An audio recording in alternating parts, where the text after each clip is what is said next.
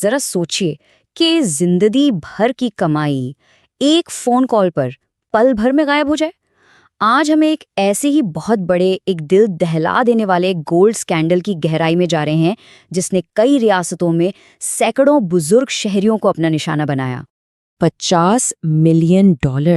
جی ہاں، یہ وہ رقم ہے جو قانون نافذ کرنے والے اداروں نے صرف ایک کارروائی میں سونے اور زیورات کی شکل میں ضبط کیے۔ اور یہ اتنی بڑی کارروائی ایک وسیع تحقیقات کا کلائمیکس تھی، جس میں ایک ایسے گروہ کو پکڑا گیا جو پورے امریکہ میں معاشرے کے سب سے کمزور طبقے یعنی بزرگ شہریوں کو بہت بے رحمی سے اپنا شکار بنا رہا تھا۔ تو آخر یہ اتنی بڑی مربوط کارروائی ہوئی کیسے؟ آئیے اس دن کی تفصیلات پر ایک نظر ڈالتے ہیں۔ دیکھیے، یہ کوئی معمولی چھاپا نہیں تھا۔ قانون نافذ کرنے والے اداروں نے 3 مختلف ریاستوں میں ایک ہی وقت پر دھاوا بولا، اور ان کا نشانہ تھی ایک جیولری سٹور چین جو اس پورے نیٹ ورک کے مرکز میں تھی۔ اور یہ سب کچھ اچانک نہیں ہوا، بلکہ یہ کارروائی 1 ماہ پہلے ٹیکساس کے 2 اور جیولریز، سائما جیولرز اور تلک جیولرز پر ہونے والے چھاپوں کا ہی تسلسل تھی۔ تو سوال یہ ہے کہ آخر یہ فراڈ کا جدید نیٹ ورک کام کیسے کرتا تھا؟ چلیں اس کے پورے طریقہ کار کو سمجھتے ہیں۔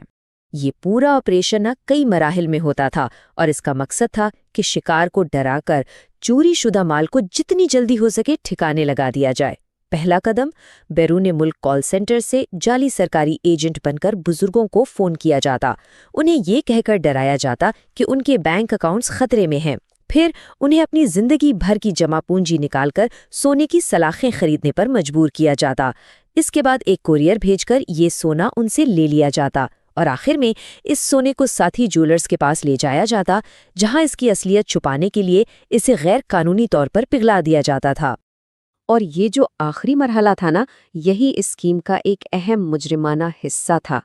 حکام نے یہ بات بالکل صاف کی کہ جیولری سٹورز میں سونے کو اس طرح پگھلانا سراسر غیر قانونی تھا، جس سے منی لانڈرنگ کا جرم صاف ثابت ہوتا ہے۔ تو آخر اس مجرمانہ کاروبار کے پیچھے کون لوگ تھے؟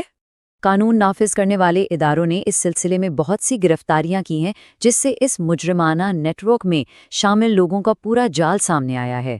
حالیہ اور پچھلے چھاپوں میں مختلف جیولری سٹورز سے تعلق رکھنے والے کئی افراد کو حراست میں لیا گیا ہے۔ اور تحقیقات سے یہ بات صاف ظاہر ہوتی ہے کہ یہ کوئی الگ تھلگ واقعات نہیں تھے، بلکہ کوریئرز اور جیولرز کے درمیان کام کرنے والے ایک بڑے اور منظم نیٹ ورک کی کارروائی تھی۔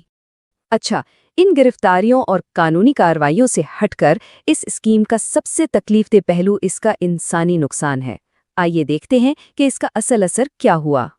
200 سے زیادہ، یہ صرف وہ معلوم تعداد ہے ان بزرگ شہریوں کی جن کی زندگی بھر کی کمائی، ان کی ریٹائرمنٹ کی جمع پونجی اس گروہ نے لوٹ لی، اور اصل تعداد ہو سکتا ہے اس سے کہیں زیادہ ہو۔ اور ان 200 سے زیادہ متاثرین کا کل نقصان کتنا ہے؟ تقریباً $74 ملین۔ یہ ایک ناقابل یقین رقم ہے جو ان لوگوں سے چھینی گئی جنہوں نے اپنی پوری زندگی محنت کر کے اسے جوڑا تھا۔ یہی وجہ ہے کہ اب قانون نافذ کرنے والوں کی سب سے پہلی ترجیح یہ ہے کہ ضبط شدہ اثاثوں کو استعمال کر کے ان متاثرین کے نقصانات کا ازالہ کیا جائے۔ کوشش یہی ہے کہ چوری شدہ رقم ان تک واپس پہنچائی جائے۔ جیسے ہی چھاپوں کی خبر پھیلی، آن لائن تبصروں میں لوگوں کے غصے کا اظہار ہوا اور مجرموں کے بارے میں سوالات اٹھے، جیسا کہ ایک کامنٹ میں پوچھا گیا کہ آخر ان سب فراڈ کرنے والوں میں کیا چیز مشترک ہے؟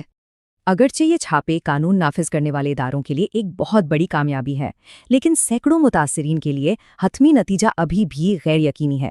ضبط شدہ اثاثوں کے ساتھ کیا متاثرین کو کبھی ان کا پورا نقصان واپس مل پائے گا؟ یہ وہ سوال ہے جو ابھی باقی ہے۔